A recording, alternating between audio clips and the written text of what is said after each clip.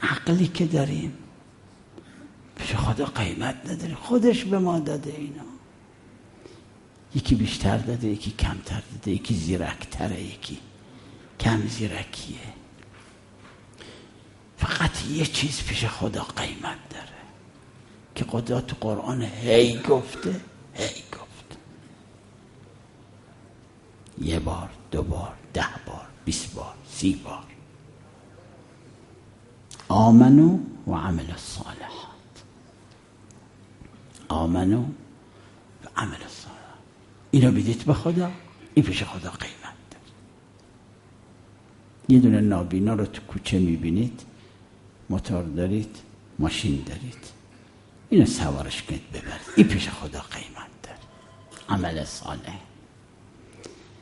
خانمتون اعصابش خوب خورد بود، وقتی که اومدید منزل اوقات تلخی کرد، حلم کردید، حلم کنید، این پیش خدا قیمت داره. شما جوونا، نوجوانا، پدرتون حالا فرض کنید به منطق خودتون از جا در رفت، یه چیزی گفت، بخورید. آدم از پدرش بخوره بهتره تا از دادگاه بخوره، تو حبس بخوره. تحمل کنید. پدرها جوونا نوجواناتون رو ملاحظه کنید. خامن، بدونید خامن. اون توقعی که از 40 ساله دارید از این نداشته باشید. حواستون بهش باشه، فاسد نشه، جایی نره، با کی میره، با کی میاد. اما اگه یه وقتی کم و زیادی هم کرد فوراً تو گوشش نزن. تربیت کن فرزند، این پیش خدا قیمت داره. اینا رو بدید به خدا، از خدا بطلبید.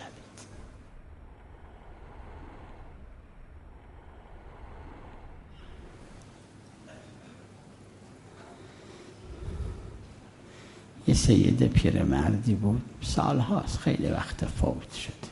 سید محترمی بود، خدا رحمتش، مرد خوبی هم بود. من یه بار رفتم دیدنی، قصه شاید مال 20 سال قبل بیشتر. مریض شده بود، رفتم دیدنیش. وقتی که رفتم من بودم و اون سیومیمون هم خدا بود، یعنی تو اون اتاق نبود. سید پیرمردی بود.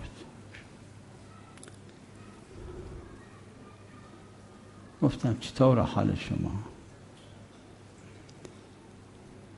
اولی که این سوال کردم جوابش به من این بود. حالا به جایی که بگه مثلا بهتره یا بهتر نیستم یا رفتم دکتر یا دارو دارم میخورم، یا به نتیجه یه مریض که میرن دیدنش میگن چطور حالت، راجع به احوالش صحبت میکنه، راجع به ناخوشیش صحبت میکنه. گفتم چطور حال شما؟ در جواب من این را گفت دیشب تا صبح خانم من نخوابید، هی را رفت و به من فحش داد.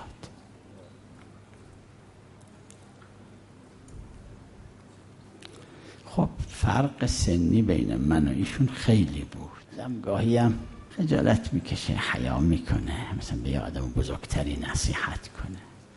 یه قدری به خودم فشار آوردم، گفتم آقا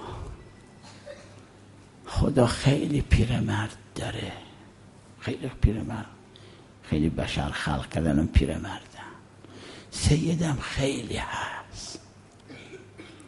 اگه خدا شما رو اصلا خلق نکرده بود سیدا کم میمدن، پیرمردا کم میمدن؟ نه، خدا شما رو خلق کرده تا مثل یه دیشبی ببینه برخورد چی خواهد بود. چون خودش هم قدری باسواد بود، گرفت مطلب قبل از که من بگم خدا تو قرآن فرموده. شایدم گفتم، حالا خوب یادم نیست. خدا تو قرآن کریم فرموده تمام صحنه ها مال همینه. لننظر کیف تعملون، ببینیم چی کار میکنید. مال خانمم همینه، مال شوهرم همینه، جوونه همینه، دخترم همینه، خواهر و برادر همینه، خواهر با هم همینه، برادر با هم همینه، شریک با شریک همینه.